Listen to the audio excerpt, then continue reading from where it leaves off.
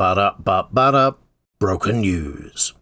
Coming up, talks of a Commander video game in development, fans raise 2.1 million for cancer research, and Slimer in Magic? It's 2025, and with a year's worth of hindsight, we're looking back on Magic the Gathering headlines from September to November 2024. Link to all the articles in the description below, and obviously this is only one man's perspective, so feel free to give your thoughts in the comments as we go. Up first, the 11th of September, PCGamer.com, Netflix's Magic the Gathering animated series is, according to one of its voice actors, not happening, before adding, "That's kind of old news." Which was a real shame to hear at the time, because I think the in-universe lore for Magic has the potential to see mainstream success if given a chance in another media, just like League of Legends had with Arcane, so that's something I've always advocated for. Though this Netflix show had a troubled development from the start, and it's always on again, off again, as you'll see. And WotC and Hasbro keep trying to dabble in TV shows and movies, and it never seems to work out for them. Honestly, 1 year on, and I still don't know exactly what's happening with this show, but fingers crossed it comes out eventually.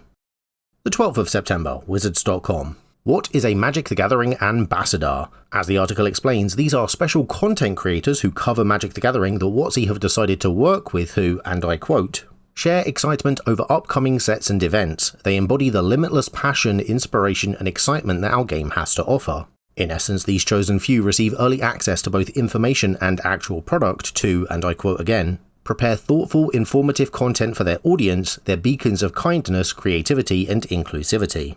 How does one get chosen for such a program? It reads, "Ambassadors are selected for being positive creative forces in the community."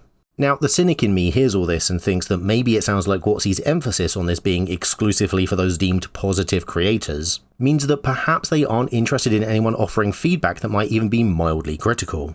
As if WotC are attempting to create a reward system for yes men designed to encourage saying nice things about the company by giving those creators the gift of exclusive early access to sets, which said creator can then make content on, thus giving them a monetary incentive. While WotC are also gently discouraging any dissenting voices by not allowing them the same level of access, thus presumably making that creator seem less important to the game in the eyes of the community, and perhaps not as worth listening to, potentially resulting in less people hearing the flaws with the company and its practices that creator has to point out.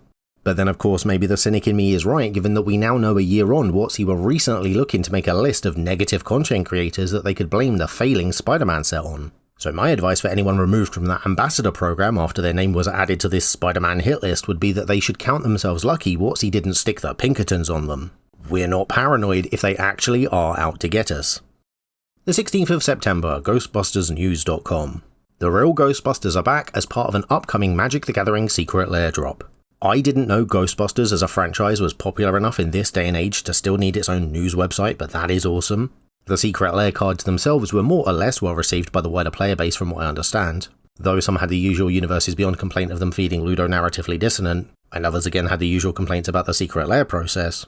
But the card from this set I think is worth looking back on the most is this one, in which they clearly wanted to depict Bill Murray but maybe didn't have the rights to use his likeness, and so he ended up with this masterpiece instead. The 17th of September, Wargamer.com. MTG fan creates mind-bending infinite combo that breaks maths. And I would love to explain this one to you, I honestly would, but I've read this article twice and I just can't get my head around it. Maybe it's the dyscalculia I've got, who knows. But if you can understand this, then please let me know in the comments below because it is interesting, but beyond me. Apparently somehow this combo is theoretical, like Schrodinger's cat. Okay. The 19th of September, PolyesterZine.com. Ashley Smith on Magic the Gathering, indie sleaze and independent movie making. And I'll be honest, I didn't know who this person was going into this article. Apparently they're a multidisciplinary storyteller, model, musician and actress according to IMDb, which is cool I suppose. But I've mostly mentioned this article today because Ashley apparently played Margot in something called Crabs in a Bucket, and I don't know what that is either, but I'm a big fan of the title, so I felt compelled to share it. The 20th of September, Wargamer.com. Rejoice, the MTG Netflix show is coming after all!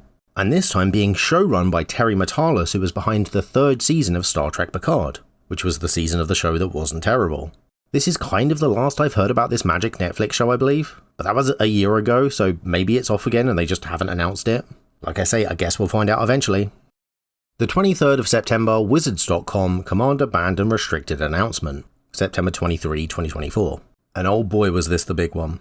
If you're unaware, this was the start of a story that dominated Magic the Gathering's news cycle for months, and has resulted in permanent changes to Magic's most popular format which we're still feeling the effects of today.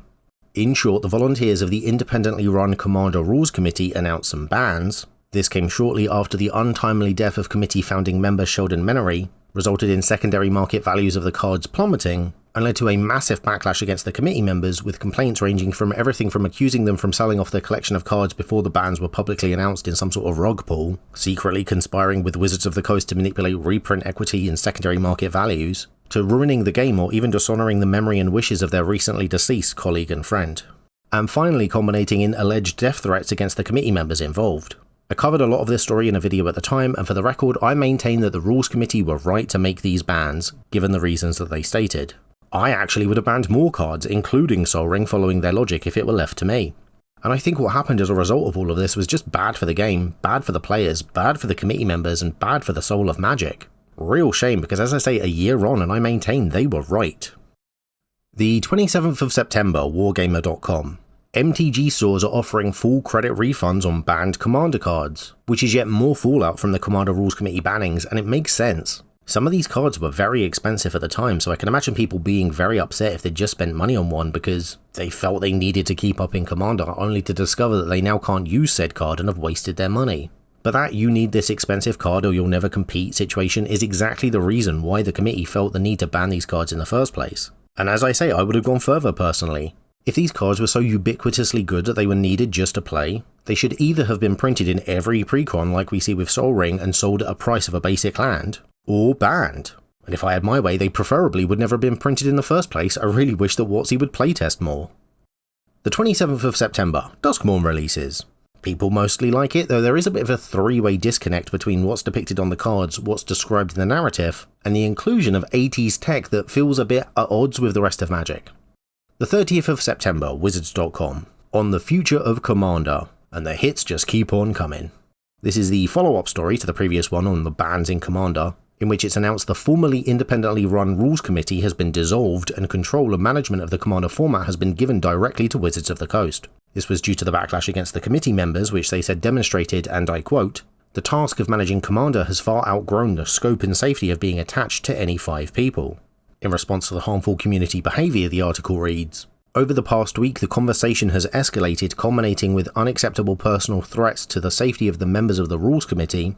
This is something we will not tolerate. No matter how you feel about something in Magic, it is never appropriate to threaten somebody. Everyone at Wizards of the Coast is united on this front. We will not hesitate to take action against individuals who threaten to harm community members or employees." Which does make me curious what such action would look like and if any action were actually taken against anyone involved. But I suppose at the very least, control of the format going to a megacorp like Hasbro does have the benefit of shielding any one specific person from harm who may be involved in any future controversy. There are numerous downsides to this news too, of course, because having an independent body who aren't financially accountable to Hasbro shareholders in charge of the most popular format added a check against WotC potentially making choices for Commander in the interest of profits over players. But sadly, that's not where we're at now. Speaking of WotC making choices for the format, the introduction of the bracket system was also discussed for, I believe, the first time publicly in this article, which I in turn talked about in this video.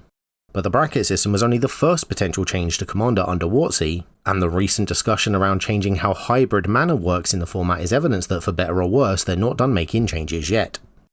The 14th of October, Wargamer.com. Magic the Gathering may soon see the triumphant return of Planeswalkers, and I really hope not. The whole point of de-sparking everyone and introducing the Omen Paths was so that each set could focus on something other than Planeswalkers. And in fairness, looking back over the last year's sets, Tarkir Dragonstorm only had 2 in Elspeth and Ugin, Edge of Eternities only had Tezzeret, so if this increase in Planeswalkers is happening, it hasn't happened yet. But if it does happen, I'll be so frustrated because it means that the whole Omen Path thing was entirely pointless. Thunder Junction was the first time we saw Omen Paths in a new set, and we had an opportunity to tell a story about what happens when worlds collide. What happens when the gods of Theros visit Amonkhet? What happens when the denizens of Bloomburrow are beset by Innistrad werewolves? What happens when the Knights of Bant try to import their caste system to Alara? One word, Segovia, ? But we didn't get this epic clash of different societies and ideologies. We got a time skip and everyone just seemingly working alongside each other like it was no big deal. Did you know that during the Second World War, American servicemen began an armed conflict in England after they tried and failed to impose American racial segregation on the pubs of an English village? People died because the American military police refused to adapt to English culture. And this is to allied nations not even on the front line during the Second World War. And you're trying to tell me that in Magic an interdimensional shark man showed up and everyone was so cool with that to the point of taking loans from him? I don't think so. So to undo this narrative change to the status quo already before we've even attempted to tap the potential idea, because it's been a couple of years now and we still haven't, like I say, frustrating. Maybe the upcoming announced set Reality Fracture will fix that, but I doubt it. The 21st of October, Wargamer.com. MTG fan collects 800 copies of the same worthless card. And I don't like to keep quoting from the Wargamer over and over, but sometimes they just have the best headlines. The card in question is Curd Ape, and look at that collection. I fully support this person in their endeavours. Sick. The 22nd of October, Wizards.com. Introducing the Commander Format panel, in which Gavin Verhey lists the community members who will now make up what is in essence the new Commander Rules Committee. And I only mention this because I always found it curious that part of the reason why the previous group was dissolved was because it wasn't fair to potentially risk community backlash against individuals for the actions of a larger governing body. So, I don't know, is that not what we're doing again here? Their names and bios are literally listed, and if you click on them, for most you can see their faces too. I thought anonymity was the whole point of Hasbro taking control to protect these people, but what do I know, I guess. The 25th of October, Wizards.com. Magic returns to listing MSRP with Foundations, meaning Wizards finally announced they'd be giving a manufacturer's suggested retail price to their products again, so their customers know how much a product is actually supposed to cost when they see it in a shop. Hooray! Except if you look, they actually aren't doing it for all products. I did a whole series of videos recently about the price and contents of packs, that I really need to finish at some point, but one of the things I want to mention in that upcoming planned final video is that if you look, booster boxes aren't listed. They are a very important mainline product you can buy, which WotC are still unwilling to provide an MSRP for.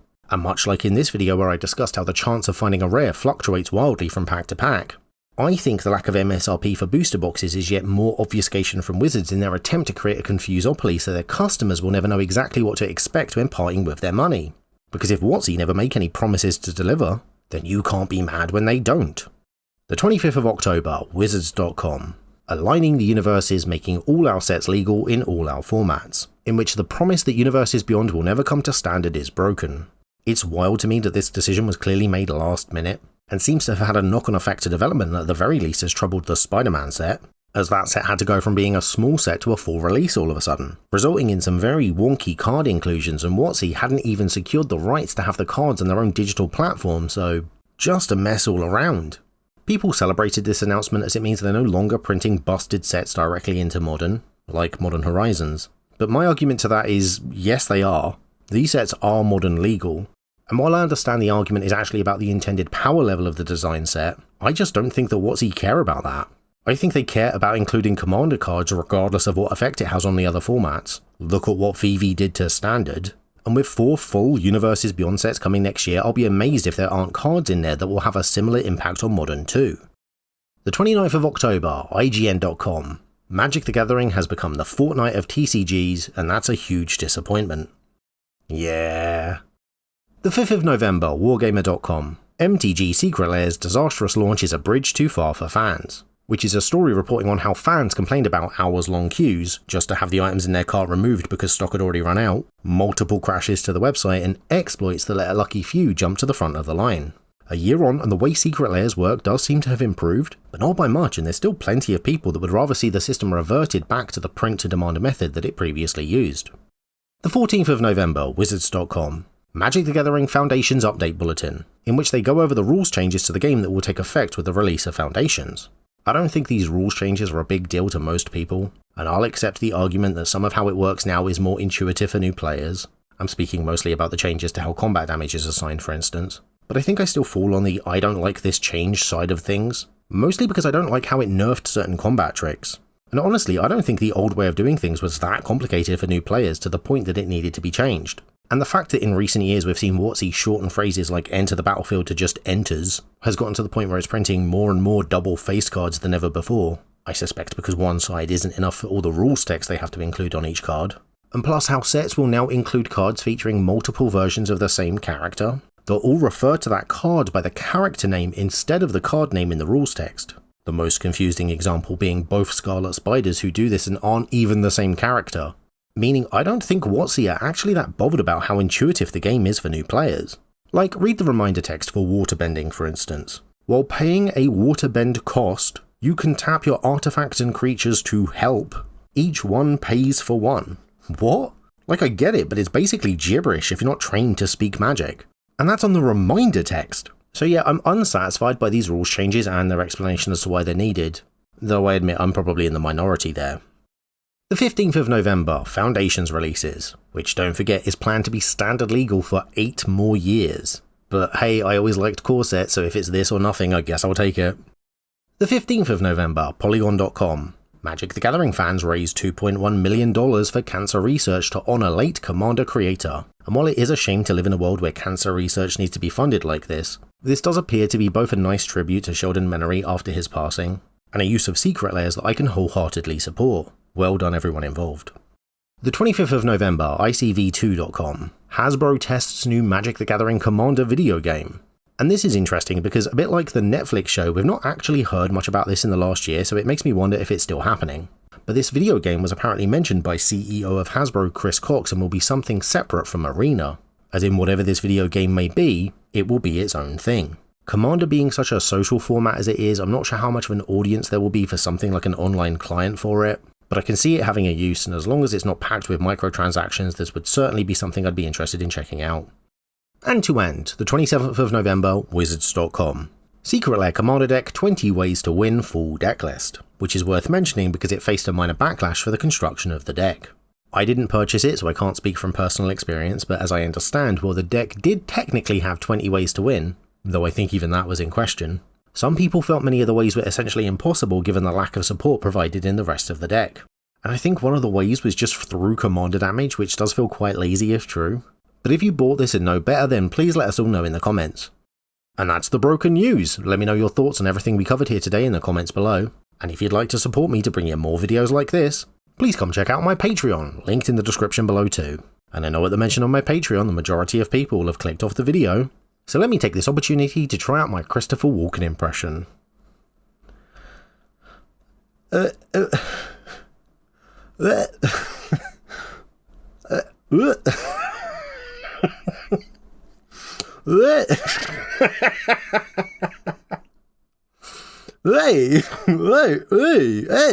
it's me.